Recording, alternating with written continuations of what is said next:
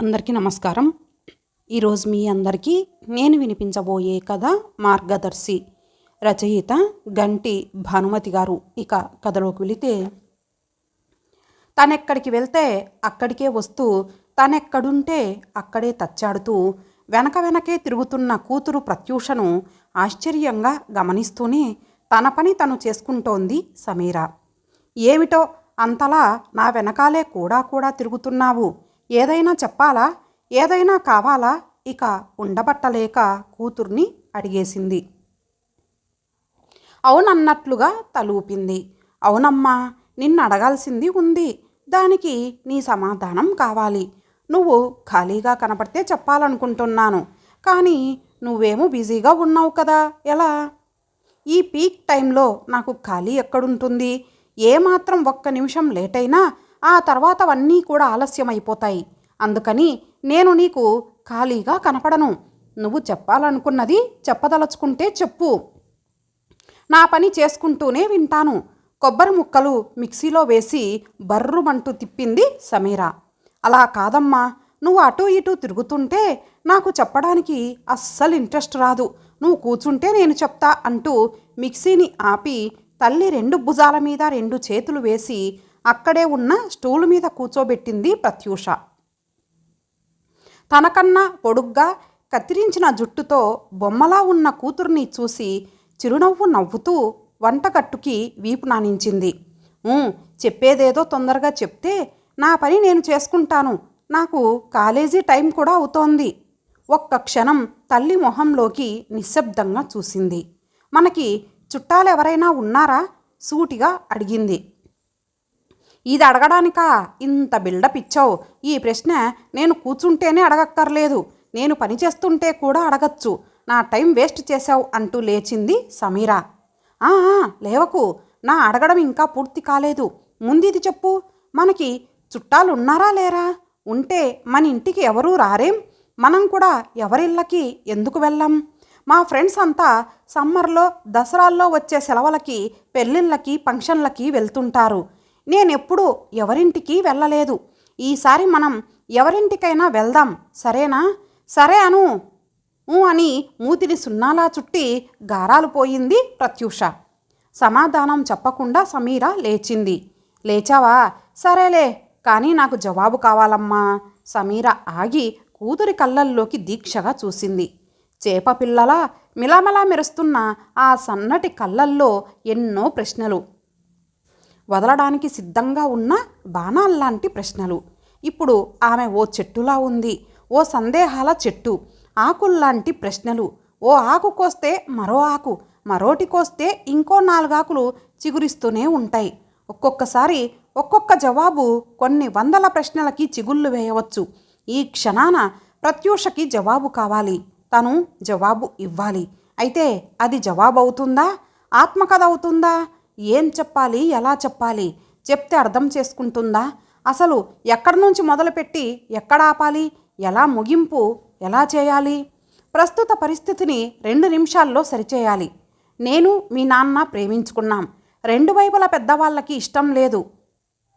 ఎదిరించి పెళ్లి చేసుకున్నాం, అందుకే చుట్టాలు లేరు. నీకు ఎంత అర్థమైందో నాకు తెలీదు. నాకు పొద్దుపోతోంది, ఇంకేం అడగకు. ఈ టాపిక్ ఇక్కడితో ఆపేయి అనేసి తన పనిలో మునిగిపోయింది. ఎంత తేలిగ్గా 3 ముక్కల్లో చెప్పింది. కానీ చెప్పినంత తేలిగ్గా జీవితం సాగలేదు. పెళ్ళైన 6 నెలలకే కూతురు పుట్టిందని చెప్పలేకపోయింది. ఇంకా ఎన్నో చెప్పలేకపోయింది. ప్రత్యూష తల్లిని వదల్లేదు. తల్లి వెనకాలే నుంచుంది. ఎదిరించి చేసుకున్నారా? మరి మీ పెద్దవాళ్ళు పోలీసులకి చెప్తామని, రిపోర్ట్ ఇస్తామని బెదిరించలేదా? తన సినిమా పరిజ్ఞానం ఉపయోగించి అడిగింది. మొహంలో రంగులు మారకుండా జాగ్రత్త పడింది సమీర. ఇచ్చారు, బెదిరించారు. పోలీసులు మమ్మల్ని పట్టుకున్నారు. మమ్మల్ని బలవంతంగా లాక్కెళ్లడానికి ప్రయత్నించారు. రాయబారాలు చేశారు. చంపేస్తామన్నారు. కానీ పోలీసుల సాయంతోనే పెళ్లి చేసుకొని ఈ ఊరు వచ్చేశాం. ఆ తర్వాత తల్లి మాట్లాడిందో ఆపేసిందో ప్రత్యూషకి ఏం తెలియలేదు. మనసు మొద్దుబారిపోయింది. ఇంకేం అనకుండా మాటలు మర్చిపోయినట్లుగా నిశ్శబ్దంగా అక్కడ నుంచి వెళ్ళిపోయింది. ఆలోచనలతో పగలంతా గడిపేసింది. ఇన్ని రోజులు అమ్మా నాన్న లాంటి వాళ్ళు ఈ ప్రపంచంలోనే లేరనుకుంది. వాళ్ళు చాలా గొప్పవాళ్ళు, తప్పులే చేయరనుకుంది. ఇంట్లో ఎప్పుడూ వాతావరణం ఆహ్లాదంగా ఉండేది. వాళ్ళిద్దరూ ఎప్పుడూ వాదించుకోలేదు, పోట్లాడుకోలేదు. తనని కానీ తమ్ముడిని కానీ ఎప్పుడూ తిట్టలేదు, కొట్టలేదు. ఎంతో గొప్పగా కనిపించే అమ్మా నాన్నలు ఇలా చేశారా? ఎంత పెద్ద తప్పది. ఇంట్లోంచి వెళ్ళిపోవాలంటే ఎంత ధైర్యం ఉండాలి. పారిపోవడం, పోలీసులు పట్టుకోవడం, నలుగురు తిట్టడం, పోట్లాటలు అచ్చు సినిమాల్లోలాగా అది తప్పనిపించలేదా? ఎవరూ హర్షించని తప్పు, సమాజం ఆమోదించని తప్పు చేస్తున్నామని అనిపించలేదా? ఇప్పుడు తను అలాంటి తప్పు చేయగలదా? అది అలా చేయడం ఇంట్లో పెద్దవాళ్ళని బాధ పెట్టడం అని తెలుసు. అందుకే అలాంటి ఊహ రానేలేదు. ఆలోచనలు అలా ఆ దారిలోంచి వెళ్ళనే వెళ్ళదు. ఎప్పుడు మార్కులు, చదువు, పోటీలు, పాటలు. ఏం చేస్తే బాగుంటుంది, ఎలా చదివితే ఫస్ట్ ర్యాంక్ కాపాడుకోవచ్చు, ఇలా ఉంటాయి. ఇలాంటి ఆలోచనలే ఉండేవి. కానీ ఎప్పుడు మగపిల్లలతో స్నేహాలు, వాళ్లతో గంటల తరబడి కబుర్లు, ప్రేమ లాంటివి రాలేదు. మరి అమ్మకు ఎందుకు ఆ ఆలోచనలు వచ్చాయి? తన స్కూల్లో కొంతమంది ఆడపిల్లలు చదువుకోకుండా మగపిల్లలతో మాట్లాడుతుంటారు. సినిమాల గురించి, హీరో హీరోయిన్ల గురించి మాట్లాడుతుంటే విన్న టీచర్లు వాళ్ళని బాగా తిట్టేవారు. వాళ్ళకి మార్కులు కూడా చాలా తక్కువే వస్తుండేవి. అలాంటి ఆడపిల్లలతో మాట్లాడడానికి తామెవరూ ఇష్టపడేవారు కాదు. తను కూడా అలాంటి పిల్లలకి దూరంగానే ఉండేది. తను ఎలాంటి వాళ్ళతో మాట్లాడదో, ఎలాంటి వాళ్ళకి దూరంగా ఉంటుందో సరిగ్గా అలాంటి వాళ్ళేనా అమ్మా నాన్న? ఇన్ని రోజులుగా వాళ్ళు దేదీప్యమానంగా వెలిగిపోతున్న రూపాలు, దేవతా విగ్రహాల్లాంటి కలలుట్టిపడే రూపాలు. కానీ ఈ క్షణాన కిలుంబట్టి వెలవెలబోతున్నారు. రాత్రి నిద్ర పట్టలేదు. దుప్పటిని మెడ వరకు కప్పుకొని పైన తిరుగుతున్న ఫ్యాన్ని చూస్తోంది. రోజులాగే ఆ రోజు కూడా ప్రత్యూష, ప్రణవ్ పడుకున్న గదిలోకి వచ్చింది సమీర. పడుకునే ముందు వచ్చి పిల్లల్ని ఓసారి చూసి వెళ్తుంది. చెరో మంచం మీద పడుకున్న పిల్లల దుప్పట్లు సరిచేసింది. తల్లి రావడం చూసిన ప్రత్యూష బలవంతంగా కళ్ళు మూసుకుంది. సమీర కూతురు మంచం దగ్గరికొచ్చి నుంచుంది. ఓవైపు ఒత్తిగిలి అరచేతిని చెంపకిందకి చేర్చి మధ్య మధ్య ఓ కన్ను తెరిచి తల్లిని గమనిస్తోంది. దుప్పటి సగం మొహాన్ని కప్పుతుండడం వల్ల సమీరకి కూతురి మొహం అస్పష్టంగా కనిపిస్తోంది. ఇన్నాళ్ళు దాచి ఉంచిన గతం కూతురికి తెలియనిది, రహస్యంగా తనలోనే ఉన్నది ఈ రోజున కూతురికి అంతా పూర్తిగా కాకపోయినా తెలిసిపోయింది. నిజానికి తన గతం ఎప్పుడైనా తెలవాల్సిందే. ఇన్నాళ్ళు చిన్నవాళ్ళు అడగలేదు, ఇప్పుడు కూతురు అడిగింది అంటే పెద్దదయ్యింది. ఈ రోజున అబద్ధం చెప్పినా నిజం ఏదో ఓ రోజున తెలుస్తుంది. అందుకే నిజాన్ని క్లుప్తంగా చెప్పింది. గబుక్కున దుప్పటిని కళ్ళ మీద నుంచి మెడ వరకు లాగి కళ్ళు తెరిచింది ప్రత్యూష. అమ్మ ఒకటి అడగనా అంటూ పడుకునే కొంచెం వెనక్కి జరిగి తల్లి కూర్చోడానికి ముందు స్థలం చేసింది. ఇంకానా అన్నట్టుగా చూసింది సమీర. నీలం రంగు బెడ్లైట్ కాంతిలో దంతంతో చేసినట్లుగా ఉన్న ఆ తెల్లని మొహాన్ని చూసింది సమీర. నిన్నటి వరకు కనిపించిన బాల్యం ఛాయలు ఈ రోజున కనపడటం లేదు. 16 ఏళ్ల వయసు తెచ్చిన నున్నదనం అందం ఆమె నుదుటి మీద, చెంపల మీద పడి మెరుస్తోంది. నువ్వు తప్పు చేశావని నీకెప్పుడైనా అనిపించిందా? ఆరిందాలా కాకుండా ఓ సమవయస్కురాలిలాగా అడుగుతున్న కూతుర్ని చూస్తే కూతురిలా అనిపించలేదు, సాటి ఆడదానిలా అనిపించింది. మానసికంగా తన వయసుకి వచ్చేసిందా? తల అడ్డంగా ఊపింది సమీర. లేదు, అలా అనిపించలేదు. అప్పట్లో నా పరిస్థితులు అలాంటివి. ఆ సమయంలో మెరుగైన జీవితం కావాలనుకున్నాను, అది దొరికింది. అలాంటప్పుడు చేసింది తప్పని అనుకునే అవకాశం రాదు. ఆ తర్వాత కూడా రాలేదు. ఆశ్చర్యంగా తల్లిని చూస్తూ లేచి గోడకి చేరబడింది. అంటే అమ్మా, నువ్వన్ని కష్టాలు పడ్డావా? ఇంట్లోంచి వెళ్ళిపోవాలనుకునే కష్టాలు ఉండేవా? అవి డబ్బుకా, ఆకలికా, సవిత్తల్లా, బాధ్యతల్ని పట్టించుకొని తండ్రా? టీచర్లు బాగా తిట్టి కొట్టేవారా? చదువంటే ఇష్టం లేకనా? ఎలాంటివి? ఇంట్లోంచి పారిపోయేంత ఏ కష్టం వచ్చింది? మంచం మీద కూర్చొని ప్రత్యూషలాగా గోడకి చేరబడింది. నువ్వు అన్ని కష్టాలు చెప్పావు, కానీ అవేవీ కానే కావు. నా కష్టానికి నేనిచ్చే డెఫినేషన్ వేరు. మా నాన్నగారు ఓ గవర్నమెంట్ ఆఫీసులో పనిచేసేవారు. పొద్దున వెళ్తే రాత్రి వచ్చేవారు. ఆఫీస్ ఇంటికి చాలా దూరం. అలసిపోయి వచ్చేవారు. అందుకని ఎప్పుడూ చిరాకు, కోపం. నా పైన 2 అన్నయ్యలు, ఇద్దరూ హాస్టల్లో ఉండి చదువుకునేవారు. ఇంకా ఇంట్లో నేను ఒక్కదాన్నే. అమ్మా నాన్నలు ఇద్దరూ ఎప్పుడూ నేనేం చేయాలో ఏం చేయకూడదో చెప్తూ రోజులు గడిపేస్తుంటారు. నాది చేదు బాల్యం. ఆ చేదుని భరించలేకపోయాను. మీ నాన్నతో పరిచయం నాకు ఓ బలంగా మారింది. ప్రత్యూష తల్లి మాటలకి కన్విన్స్ కాలేకపోయింది. అమ్మకి నన్ను పెద్ద టాలెంటెడ్ అమ్మాయిని అందరూ అనుకోవాలని ఆరాటం, ఆశ, తాపత్రయం. వారానికి 2 రోజులు డ్యాన్సు క్లాసులు, 2 రోజులు సంగీతం, 2 రోజులు ఇంకెక్కడికో. ఇంకా స్కూల్ కాంపిటీషన్లుంటే అన్నింట్లో నాకు బహుమతి రావాలి. రాకపోతే తిట్లు, దెబ్బలు. ఈ బిజీ షెడ్యూల్లో ర్యాంకు వెనక్కి వెళ్ళినా, మార్కులు తక్కువ వచ్చినా ఊరుకునేది కాదు. నేనేం చదవాలో, ఎంతసేపు చదవాలో, ఎలా చదవాలో అన్నీ ఓ టైం టేబుల్గా చేసి ఉంచేది. 10వ క్లాస్ అయిపోయాక నేనేం గ్రూప్ తీసుకోవాలో, నాకేది ఇష్టమో కనుక్కోకుండా అమ్మా నాన్న ఓ 4 రోజులు యుద్ధం చేశారు. సమీర డాక్టర్ కావాలి, నేను దగ్గరుండి చదివిస్తాను. మన కుటుంబంలో లేడీ డాక్టరే లేదు.